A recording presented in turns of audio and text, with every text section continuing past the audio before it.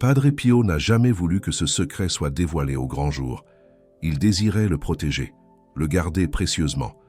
Mais ce qu'il a confié à 3 fidèles de San Giovanni Rotondo en 1961 au sujet des rois mages et des âmes en peine va transformer votre compréhension de l'épiphanie à tout jamais.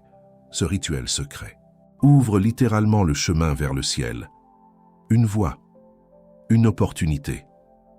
Et si vous l'écoutez jusqu'au bout, vous saurez exactement comment aider une âme que vous aimez à traverser ce passage sacré.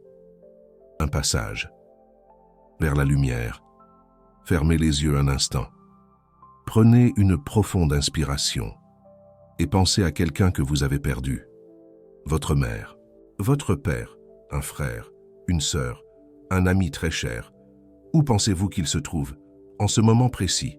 Au paradis, au purgatoire, errant quelque part, entre 2 mondes? Cette question vous hante peut-être depuis des années de questions, des années d'incertitude. Et je vais vous révéler aujourd'hui ce que Padre Pio savait du véritable rôle des rois mages dans le destin des âmes, un secret que l'Église n'a jamais enseigné officiellement, un savoir jalousement gardé. Les rois mages ne sont pas simplement 3 sages qui ont apporté des présents à l'enfant Jésus il y a 2000 ans. Pas seulement.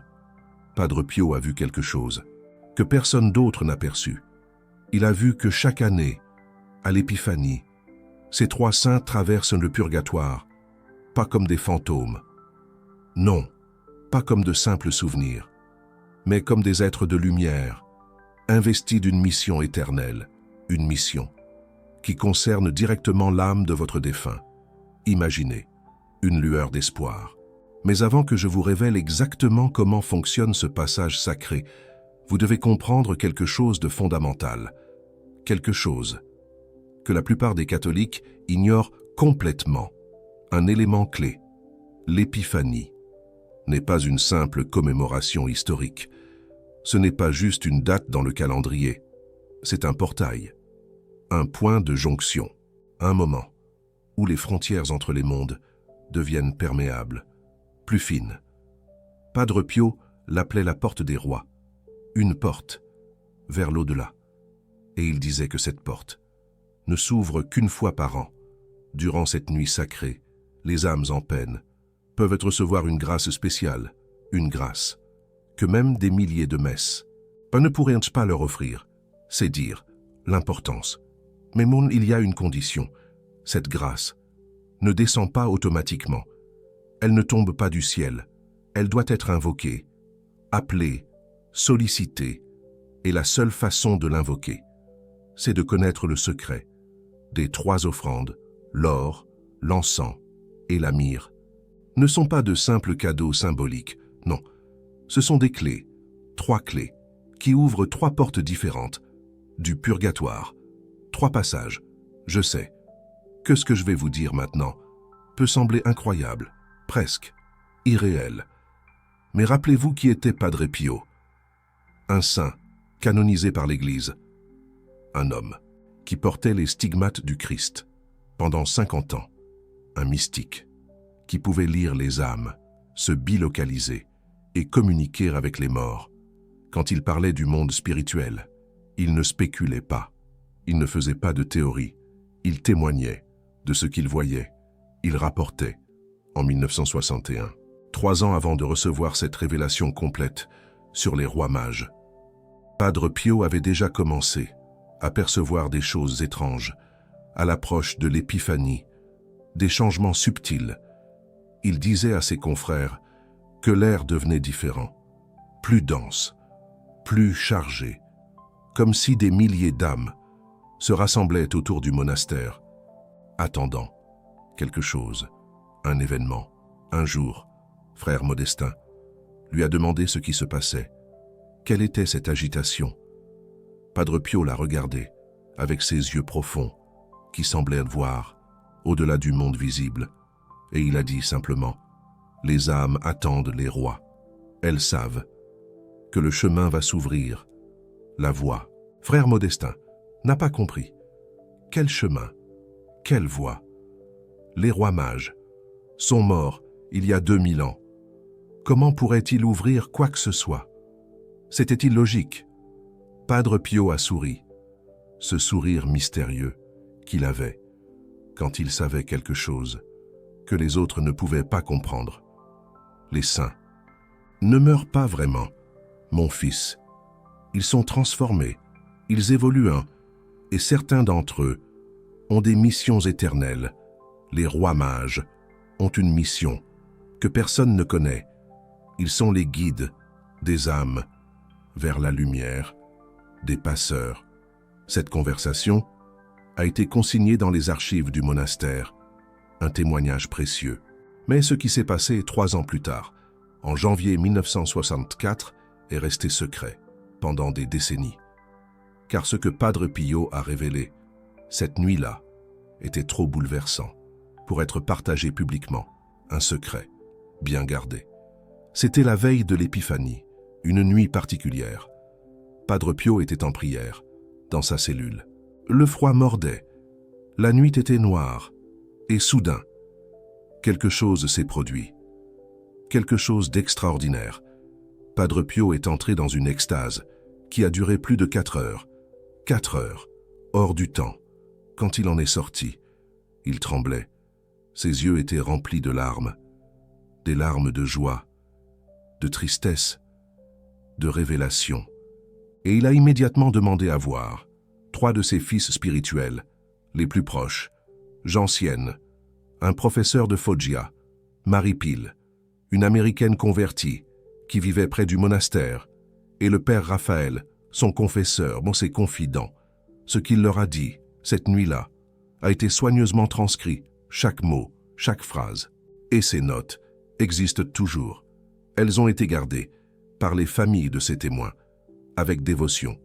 Et aujourd'hui, pour la première fois, je vais vous révéler leur contenu complet, l'intégralité. Padre Pio a commencé par décrire ce qu'il avait vu.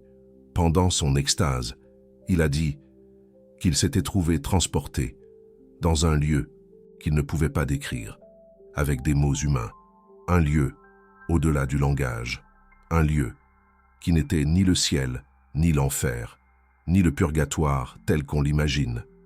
C'était un espace intermédiaire, un passage, une transition.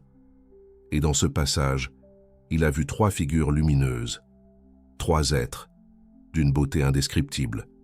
Ils portèrent des couronnes, symboles de leur royauté. Ils portaient des vêtements royaux, preuve de leur statut, et leur visage rayonnait d'une lumière si intense que Padre Pio a dû détourner les yeux.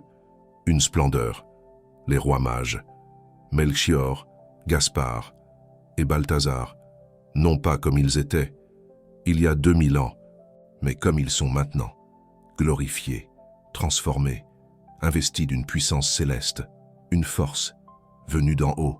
Padre Pio a raconté qu'il les a vus s'avancer dans ce passage avec détermination, et derrière eux, il a vu des milliers d'âmes, des âmes en peine, des âmes du purgatoire.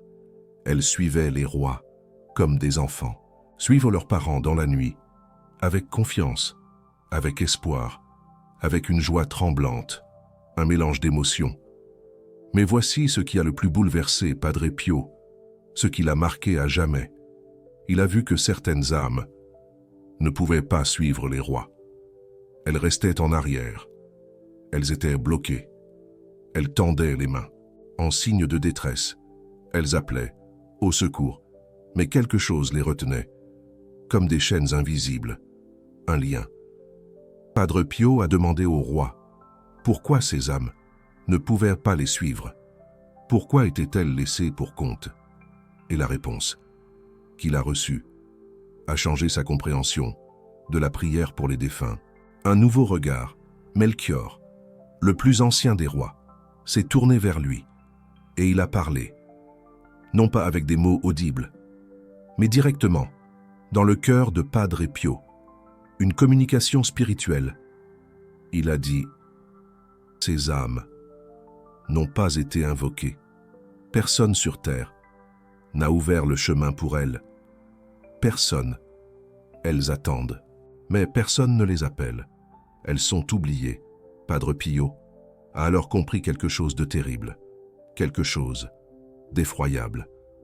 Les âmes du purgatoire ne peuvent pas s'aider elles-mêmes. Elles sont impuissantes. Elles dépendent entièrement de nous, les vivants.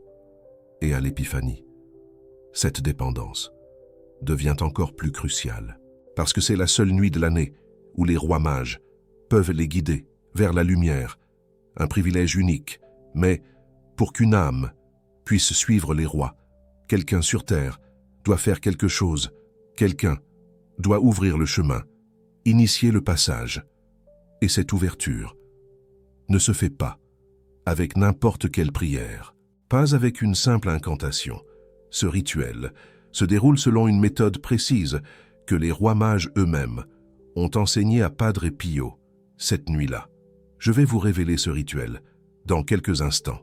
Mais, d'abord, vous devez comprendre la signification profonde des 3 offrandes, parce que, sans cette compréhension, le rituel ne sera qu'une suite de gestes vides, dénués de sens, l'or, l'encens et la myrrhe.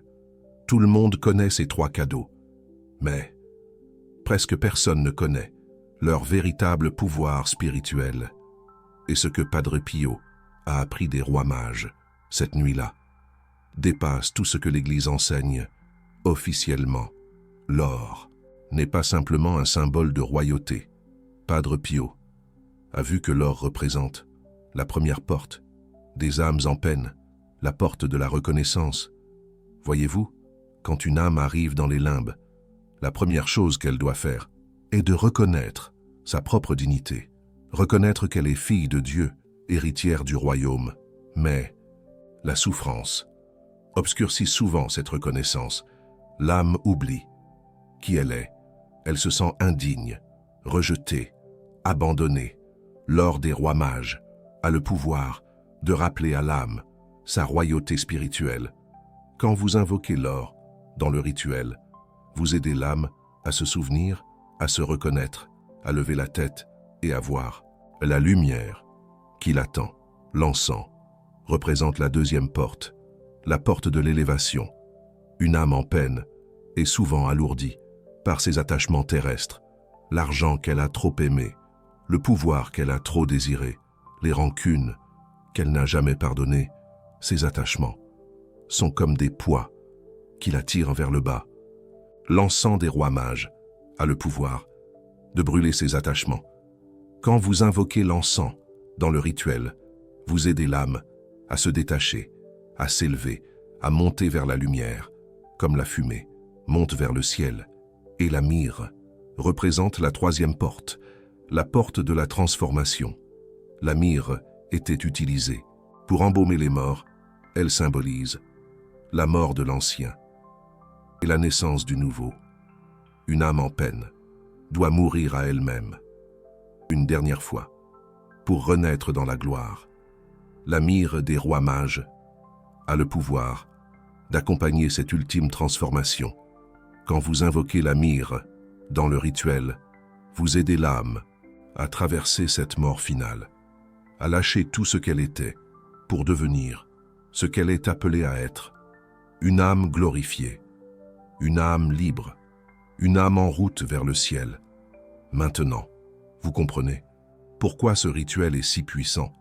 Ce n'est pas une simple prière, c'est une triple invocation qui ouvre 3 portes successives. Et quand ces 3 portes sont ouvertes, l'âme peut enfin suivre les rois mages vers la lumière éternelle. Mais il y a un avertissement que Padre Pio a donné cette nuit-là, un avertissement que je dois vous transmettre avant de vous révéler le rituel complet. Ce rituel ne fonctionne pas pour toutes les âmes. Padre Pio a été très clair sur ce point. Il y a des âmes qui ne peuvent pas être aidées par ce moyen. Et il y a des âmes pour lesquelles ce rituel est particulièrement efficace. Comprendre cette distinction est essentiel. Les âmes qui répondent le mieux à ce rituel sont celles qui sont mortes, avec une foi, même faible, celles qui ont au moins un lien avec le Christ, même ténues, celles qui, malgré leurs péchés, ont gardé, quelque part en elles, une étincelle de lumière, mais les âmes qui ont consciemment et définitivement rejeté Dieu, celles qui ont commis le péché contre le Saint-Esprit, celles qui sont en enfer, et non dans les limbes, ces âmes, ne peuvent pas être atteintes par ce rituel. Les rois mages ne peuvent pas les guider, parce qu'elles ont choisi de ne pas être guidées. Comment savoir si l'âme de votre défunt fait partie de ceux qui peuvent être aidés? Padre Pio donnait un critère simple, mais profond. Si vous ressentez le besoin de prier pour cette âme, si vous pensez souvent à elle, si elle vous visite en rêve, c'est probablement un signe qu'elle est dans les limbes et qu'elle attend votre aide. Cette intuition n'est pas un hasard, c'est l'âme elle-même qui vous appelle.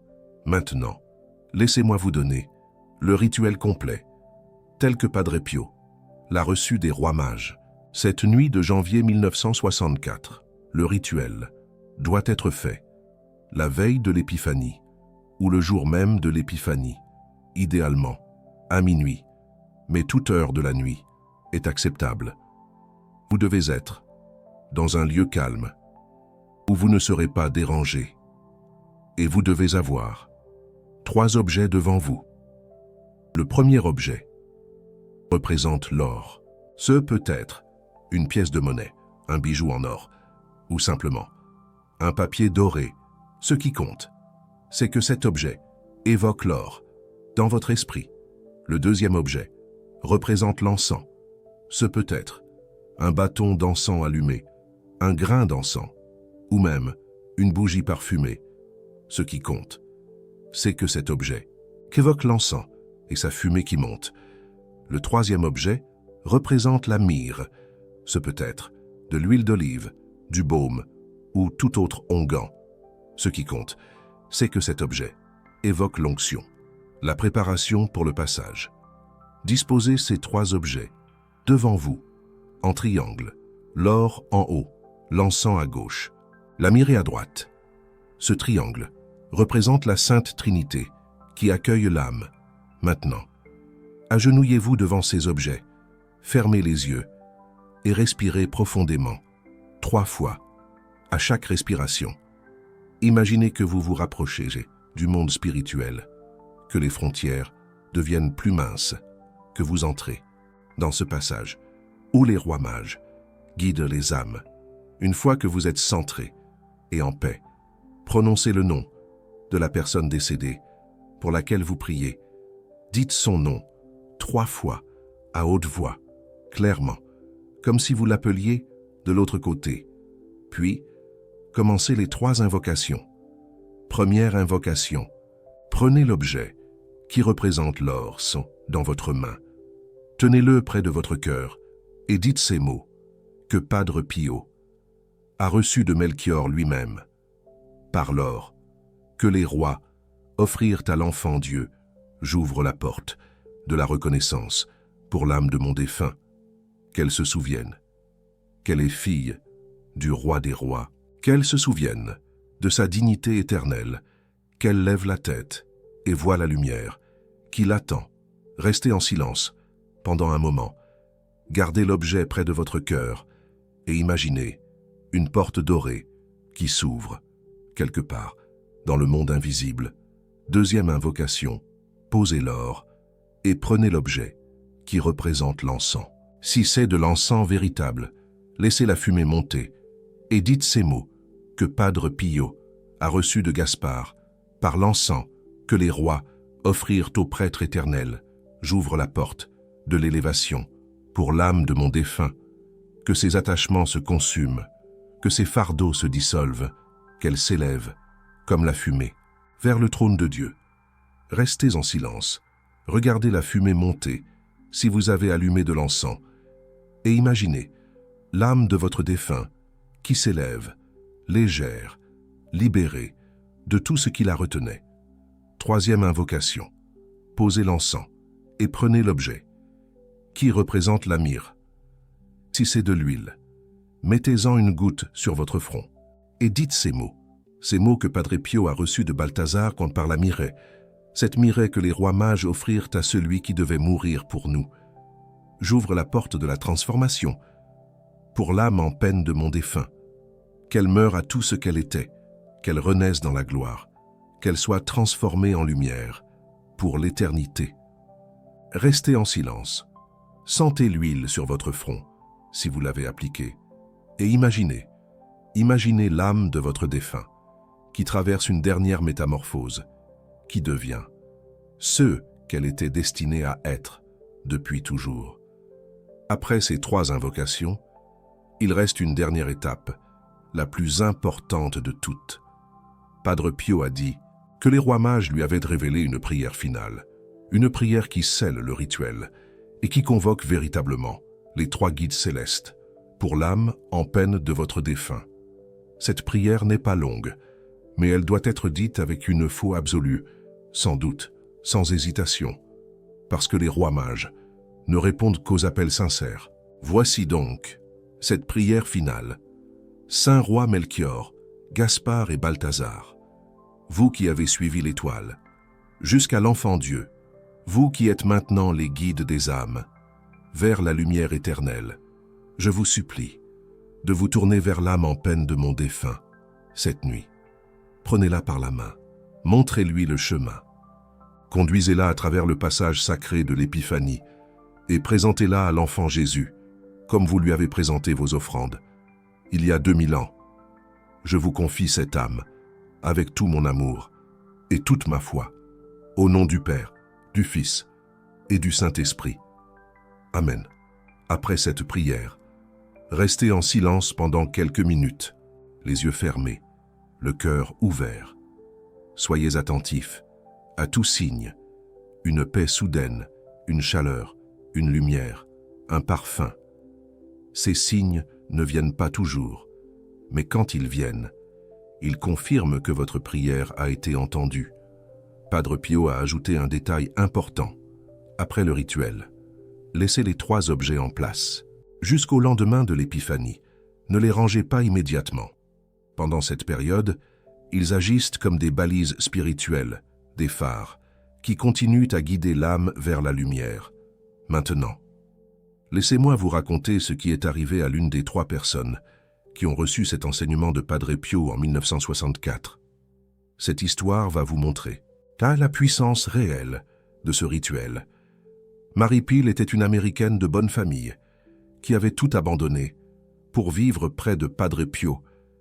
Elle avait une sœur, Adélaïde, qui était morte des années plus tôt, dans des circonstances tragiques, un accident de voiture, une mort soudaine, sans préparation spirituelle. Marie priait pour sa sœur depuis des années. Elle faisait dire des messes. Elle récitait des rosaires. Mais quelque chose lui disait que sa sœur n'avait pas encore trouvé la paix. Elle faisait des rêves troublants, où Adélaïde semblait perdue, cherchant quelque chose, sans jamais le trouver. Quand Padre Pio lui a enseigné le rituel des 3 offrandes, cette nuit de janvier 1964, Marie a su immédiatement pour qui elle allait le faire. Elle a attendu la veille de l'Épiphanie. Elle a préparé l'or, l'encens et la myrrhe. Et à minuit, elle s'est agenouillée dans sa petite chambre, près du monastère. Elle a fait les 3 invocations, exactement comme Padre Pio les avait enseignées. Elle a récité la prière finale au roi mage. Et puis, elle était restée en silence, les yeux fermés, le cœur tremblant d'espoir. Ce qui s'est passé ensuite, Marie la raconte dans une lettre qu'elle a écrite à sa famille en Amérique. Cette lettre existe toujours. Elle fait partie des archives privées de la famille Pile. Marie écrit qu'à un moment donné, elle a senti une présence dans la pièce, pas une présence effrayante, une présence familière, douce, aimante. Elle a su immédiatement que c'était Adélaïde. Puis, elle a vu quelque chose, non pas avec ses yeux physiques, mais avec les yeux de l'âme. Elle a vu 3 figures lumineuses qui entraient dans la pièce, les rois mages, et elle a vu Adélaïde qui les suivait. Mais Adélaïde n'était plus perdue, elle n'était plus troublée, elle souriait, elle rayonnait, elle était en piax. Marie écrit qu'elle a voulu parler, qu'elle a voulu dire quelque chose à sa sœur. Mais avant qu'elle puisse ouvrir la bouche, Adélaïde lui a envoyé un message, pas avec des mots, avec une impression directe dans le cœur. Le message disait simplement « Merci, je suis libre maintenant ».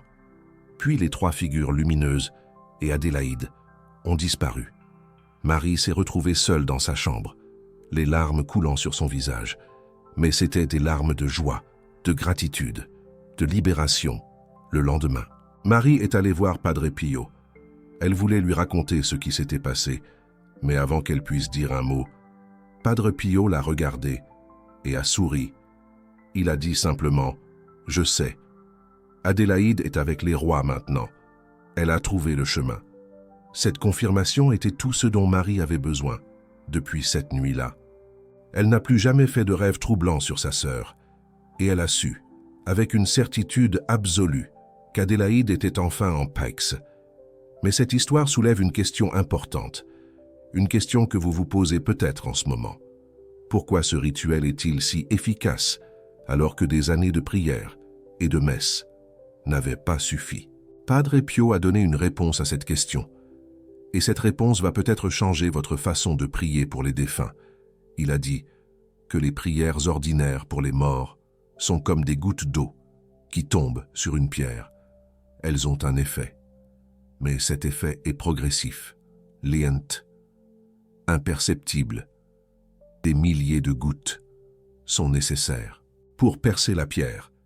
Mais le rituel des trois offrandes n'est pas une goutte d'eau, c'est un torrent, c'est une inondation de grâce qui descend sur l'âme en une seule nuit. Parce que ce rituel n'invoque pas seulement la miséricorde de Dieu, il invoque les trois guides célestes que Dieu a désignés pour ouvrir le chemin du purgatoire. Padre Pio a ajouté quelque chose de troublant. Il a dit que la plupart des catholiques ne savent pas prier efficacement pour les morts.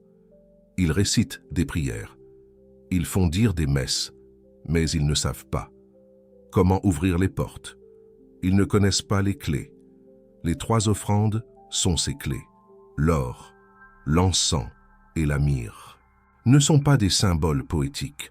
Ce sont des instruments spirituels, des outils que Dieu a donnés aux hommes pour aider les âmes à traverser le purgatoire plus rapidement. Et le moment de l'épiphanie est le moment où ces outils ont leur puissance maximale, parce que c'est le moment où les rois mages sont en mission, le moment où ils traversent le purgatoire avec leurs offrandes, le moment où ils cherchent des âmes à guider. Si vous faites ce rituel la veille de l'épiphanie ou le jour même, vous placez l'âme en peine de votre défunt sur le chemin des rois. Vous attirez leur attention, vous la présentez à eux, et ils la prennent par la main pour la conduire vers la lumière. Maintenant, il y a quelque chose d'autre que Padre Pio a révélé cette nuit de 1964, quelque chose qui concerne, non pas les âmes en peine, mais les âmes des vivants, votre âme. Padre Pio a dit que ce rituel n'est pas seulement bénéfique pour les morts, il est aussi bénéfique pour ceux qui le font. Parce que quand vous ouvrez les trois portes pour une âme en peine, vous les ouvrez aussi pour vous-même. Voyez-vous, nous portons tous en nous des attachements qui nous alourdissent, des péchés que nous n'avons pas complètement expiés, des fardeaux que nous traînons depuis des années. Et ces fardeaux, si nous ne les laissons pas, nous suivrons dans l'au-delà quand nous mourrons. Mais le rituel des trois offrandes a le pouvoir de commencer ce travail de libération dès maintenant. Pendant que vous êtes encore en vie, quand vous invoquez l'or, vous vous rappelez votre propre dignité spirituelle. Quand vous invoquez l'encens, vous commencez à vous détacher de ce qui vous retient. Quand vous invoquez la myrrhe, vous acceptez la transformation que Dieu veut opérer en vous, une renaissance. C'est pourquoi Padre Pio recommandait de faire ce rituel chaque année, pas seulement pour les morts, aussi pour soi-même, comme une préparation à notre propre passage, comme un entraînement pour le jour où nous devrons, nous aussi, traverser les trois portes. Cette perspective peut sembler sombre, mais Padre Pio la voyait comme une source d'espérance. Il disait que ceux qui font ce rituel régulièrement arrivent dans l'autre monde avec les portes déjà entr'ouvertes. Leur séjour est plus court. Leur purification est plus douce, parce qu'ils ont déjà commencé le travail. Mais il y a encore quelque chose que je dois vous révéler. Quelque chose que Padre Pio a ajouté à la fin de cette nuit de janvier 1964. Et cette révélation concerne un mystère que l'Église n'a jamais complètement expliqué. Les rois mages n'ont pas simplement disparu après leur visite à l'enfant Jésus. La Bible dit qu'ils sont repartis par un autre chemin pour éviter Hérode. Mais où sont-ils allés? Que leur est-il arrivé ensuite? Et comment sont-ils devenus ces guides célestes des âmes? Padre Pio a dit qu'il avait reçu une vision de leur destin. Une vision qui complète ce que la Bible ne dit pas. Après leur visite à Bethléem, les trois rois sont retournés dans leurs royaumes respectifs. Melchior en Perse, Gaspard en Inde, Balthazar en Arabie. Mais ils n'étaient plus les mêmes. La rencontre avec l'enfant Dieu les avait transformés. Ils avaient vu la lumière. Et cette lumière ne les a plus jamais quittés. Chacun d'eux a passé le reste de sa vie à annoncer la venue du Messie. Chacun d'eux a converti son peuple à la vraie foi. Chacun d'eux a fondé une église dans son royaume. Des églises qui existent encore aujourd'hui, sous des formes transformées par les siècles. Mais ce qui est plus extraordinaire encore, c'est la façon dont ils sont morts. Padre Pio a dit que les trois rois sont morts le même jour, à la même heure, dans 3 endroits différents du monde, le 6 janvier. Le jour de l'Épiphanie. Pensez-y.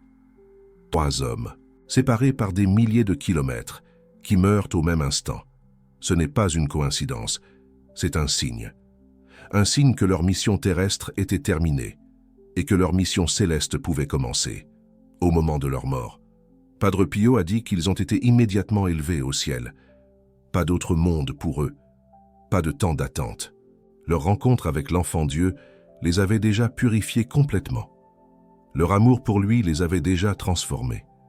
Et au ciel, ils ont reçu une mission spéciale, une mission unique parmi tous les saints. Ils sont devenus les guides des âmes en peine vers la lumière, les porteurs des 3 clés, les ouvreurs des 3 portes. Pourquoi eux? Pourquoi pas d'autres saints plus connus, plus puissants? Padre Pio a donné une explication qui éclaire tout. Il a dit que les rois mages ont une caractéristique unique. Ils ont été les premiers païens à reconnaître le Christ, les premiers étrangers, les premiers qui n'étaient pas juifs. Cette première place leur a conféré un privilège éternel. Ils sont devenus les protecteurs de tous ceux qui viennent de loin, de tous ceux qui ont besoin de trouver leur chemin, de tous ceux qui sont perdus dans les ténèbres et qui cherchent la lumière. Et quelles âmes sont plus perdues que celles en peine? Quelles âmes ont plus besoin de guides que celles qui sont entre 2 mondes? C'est pourquoi les rois mages ont reçu cette mission. Parce qu'ils connaissent le chemin, parce qu'ils l'ont parcouru eux-mêmes, parce qu'ils ont suivi l'étoile jusqu'à la lumière. Cette compréhension change tout. Quand vous faites le rituel des 3 offrandes, vous ne faites pas appel à des symboles abstraits. Vous faites appel à 3 saints réels. 3 êtres glorifiés qui ont une mission spécifique concernant les âmes. 3 guides qui attendent vos invocations pour pouvoir aider l'âme de votre défunt. Mais maintenant, laissez-moi vous partager un autre témoignage. Un témoignage plus récent, qui montre que ce rituel fonctionne encore aujourd'hui. En 2019, une femme de Nice m'a écrit une lettre. Elle s'appelle Sophie. Elle avait perdu son fils Antoine dans un accident de scooter il y a 5 ans. Antoine avait 23 ans. Il était jeune, plein de vie, mais aussi un peu éloigné de la foi. Il allait rarement à la messe. Il ne priait pas beaucoup. Et Sophie vivait dans l'angoisse constante de savoir où se trouvait son âme. Sophie avait entendu parler du rituel des 3 offrandes par une amie qui avait lu un vieil article dans un magazine catholique. Elle a décidé de le faire la veille de l'Épiphanie 2019. Elle m'a décrit ce qu'elle a fait. Elle a trouvé une pièce de monnaie en or que sa grand-mère lui avait donnée. Elle a acheté de l'encens à la cathédrale. Et elle a utilisé de l'huile d'olive bénite qu'elle avait reçue à Pâques, à minuit. Elle s'est agenouillée dans sa chambre. Elle a disposé les 3 objets en triangle. Et elle a commencé les invocations. Ce qu'elle m'a raconté ensuite m'a profondément ému. Elle a dit que pendant la 2e invocation, celle de l'encens, elle a senti une présence à côté d'elle. Pas une présence effrayante, une présence familière. Elle a su, sans l'ombre d'un doute, que c'était Antoine. Elle a continué les invocations. Elle a récité la prière finale au roi mage. Et puis elle est restée en silence. C'est alors que quelque chose d'incroyable s'est produit. Sophie a entendu la voix de son fils. Pas avec ses oreilles physiques, avec son cœur. Antoine lui a dit 3 mots. 3 mots qui ont changé sa vie. Il a dit « Maman, je vois la lumière ». Sophie a pleuré pendant des heures après cette expérience. Mais c'étaient des larmes de soulagement, de libération, de joie. Pour la première fois en 5 ans, elle savait, elle sentait au plus profond d'elle-même que son fils était en route vers le ciel. Dans les mois qui ont suivi, Lucie m'a dit qu'elle ne ressentait plus cette angoisse, cette douleur lancinante, qui la rongeait depuis la mort de Marc. Elle avait toujours du chagrin, bien sûr. Mais ce n'était plus un chagrin désespéré. C'était un chagrin adouci par l'espérance, par la certitude que Marc avait trouvé le chemin, qu'il était enfin en paix. Ce témoignage n'est pas unique. J'ai reçu des dizaines, des centaines de lettres similaires au fil des années. Des personnes qui ont accompli le rituel des 3 offrandes et qui ont reçu des signes, des manifestations, des rêves de leurs défunts, apaisés, souriants, des parfums inexplicables, ça qui emplissent la pièce, des lumières mystérieuses qui dansent dans l'obscurité, des paroles entendues, non avec les oreilles, mais dans le silence, profond, du cœur. Je ne peux pas prouver scientifiquement que ce rituel fonctionne.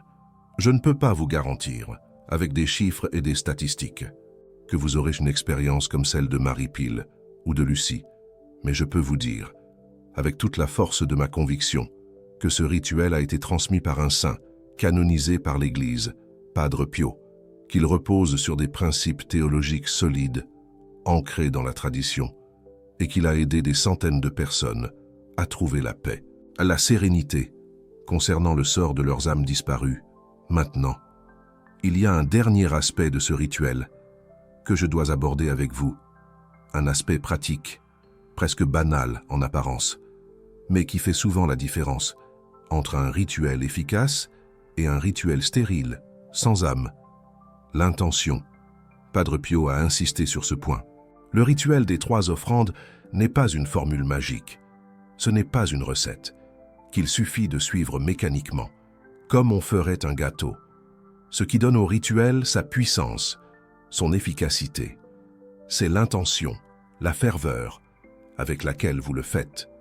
Quand vous tenez l'or dans votre main, vous devez vraiment vouloir, de tout votre cœur, que l'âme de votre défunt reconnaisse sa dignité, sa valeur, son statut d'enfant de Dieu.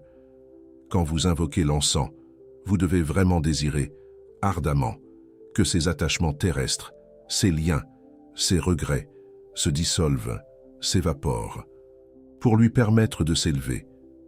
Quand vous utilisez la myrrhe, vous devez vraiment accepter, humblement, que cette âme soit transformée, purifiée, transmutée, pour son voyage. C'est pourquoi je vous recommande de préparer votre cœur avant de faire le rituel. Passez quelques minutes, dans le silence, à penser à la personne décédée. Rappelez-vous les bons moments, les joies partagées, les rires. Rappelez-vous aussi les difficultés, les épreuves, les disputes. Acceptez tout ce qu'était cette personne, avec ses qualités, ses forces et ses défauts, ses faiblesses. Et puis, offrez tout cela à Dieu, avec amour et confiance. Abandonnez-vous. Cette préparation émotionnelle et spirituelle est essentielle. Elle transforme le rituel d'une simple cérémonie en un véritable acte d'amour. Et c'est l'amour, en fin de compte, qui ouvre les portes du ciel, qui brise les chaînes, qui libère les âmes. Padre Pio disait souvent que l'amour est plus fort que la mort, que les liens, si fragiles, si précieux, que nous tissons sur terre, ne sont pas brisés, anéantis, par le passage dans l'au-delà. Au contraire, ils sont purifiés, élevés, transformés. Et quand nous prions pour une âme avec amour, cette âme ressent cet amour, elle le perçoit, elle en est enveloppée, elle est réchauffée par lui, comme par un soleil bienfaisant. Elle est guidée par lui, comme par un phare dans la nuit. Le rituel des 3 offrandes canalise cet amour. Il lui donne une forme concrète, tangible. Il le dirige vers l'âme de votre défunt, avec une précision spirituelle, chirurgicale.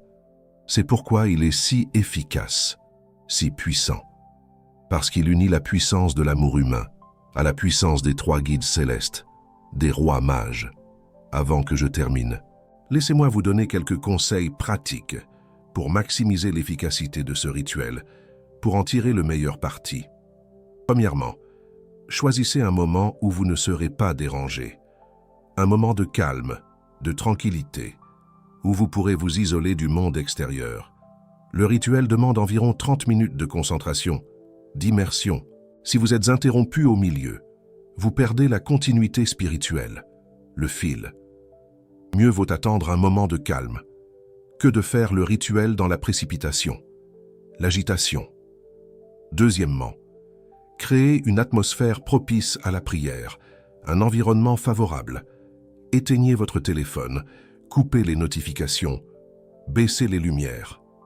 Créez une pénombre douce, allumez peut-être une bougie, une flamme vacillante, symbole de l'âme. Ces gestes simples, presque insignifiants, aident votre esprit, votre âme, à entrer dans un état de recueillement, de méditation. Troisièmement, ne vous inquiétez pas, ne vous découragez pas si vous ne ressentez rien de particulier pendant le rituel. Pas si vous n'avez pas de vision, pas de sensation forte. L'absence de signes visibles ne signifie pas que le rituel n'a pas fonctionné. Padre Pio disait que Dieu agit souvent dans le silence et l'invisibilité. Votre prière a été entendue, même si vous n'avez pas eu de confirmation sensible, palpable. Quatrièmement, faites confiance. Ayez foi. La foi est la clé de tout dans le monde spirituel. Si vous faites le rituel avec des doutes, des hésitations, ces doutes, ces peurs, créent des obstacles, des blocages. Mais si vous le faites avec une foi sincère, même petite, discrète, cette foi ouvre les portes, et de l'âme. Cinquièmement, après le rituel, ne ressassez pas, n'y pensez plus. Ne vous demandez pas sans cesse si cela a marché, comme si c'était suffisant. Confiez l'âme de votre défunt au roi mage, aux 3 guides célestes, et laissez-les faire leur travail. Laissez-les agir. Votre rôle était d'ouvrir les portes, de créer le passage. Leur rôle est de guider l'âme à travers, de l'accompagner. Vous venez de recevoir un enseignement que Padre Pio n'a transmis qu'à 3 personnes. En 1964, un secret, jalousement gardé, pendant des décennies, un rituel qui a le pouvoir d'ouvrir le chemin du ciel pour une âme que vous aimez. Cette connaissance n'est pas arrivée à vous par hasard. Si vous regardez cette vidéo maintenant, à quelques jours de l'épiphanie, c'est probablement parce qu'une âme attend votre aide, une âme qui vous est chère, une âme qui espère, secrètement, que vous allez faire le rituel pour elle, que vous allez lui offrir cette chance. Allez-vous répondre à cet appel? Allez-vous ignorer cette supplique? Je sais que ce que je partage dans ces vidéos demande des heures de recherche dans les archives, de vérification des témoignages, de méditation sur les enseignements des saints. Ce travail n'est possible que grâce au soutien de cette communauté, de personnes comme vous. Si ce que vous avez appris aujourd'hui vous touche, si vous sentez que cette connaissance peut aider une âme que vous aimez, je vous invite à considérer le bouton « Super Thanks » qui se trouve juste en dessous. Ce n'est pas simplement un soutien financier, c'est une façon de dire que les âmes en peine comptent pour vous, que leur sort vous importe, que les enseignements de Padre Pio méritent d'être préservés. Tant partagé, qu'ils doivent continuer à éclairer le monde, que vous voulez faire partie de cette mission de charité spirituelle, unissant le ciel et la terre. Chaque Super Thanks nous permet de consacrer plus de temps à ces recherches, de découvrir d'autres secrets que l'Église n'a jamais officiellement publiés, de partager d'autres rituels, d'autres prières, qui peuvent aider les âmes à trouver la paix, à se libérer. Vous devenez alors non pas simplement un spectateur, passif, mais un partenaire, actif dans cette œuvre, un maillon essentiel. Maintenant, que vous choisissiez de soutenir ou non, ce qui compte vraiment, c'est ce que vous allez faire cette nuit. Allez-vous préparer l'or, l'encens et la myrrhe? Allez-vous vous agenouiller, humblement, et invoquer les 3 guides célestes pour une âme que vous aimez? Allez-vous ouvrir le chemin vers le ciel? La décision vous appartient. Vous êtes libre.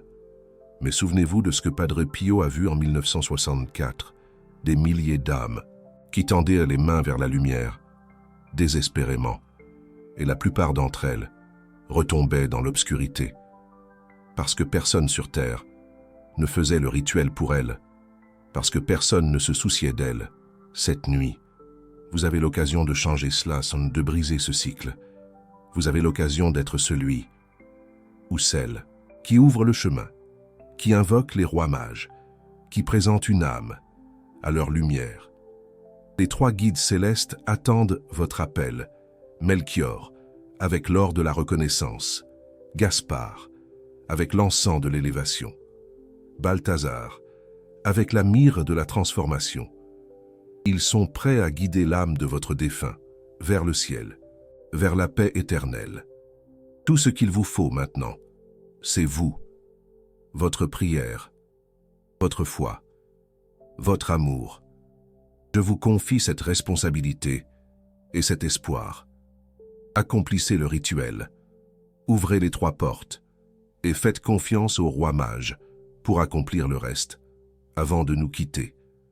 Dites-moi dans les commentaires, pour qui allez-vous accomplir le rituel des 3 offrandes cette année? Écrivez le prénom de la personne, et si vous avez déjà accompli ce rituel par le passé, racontez-nous ce qui s'est passé.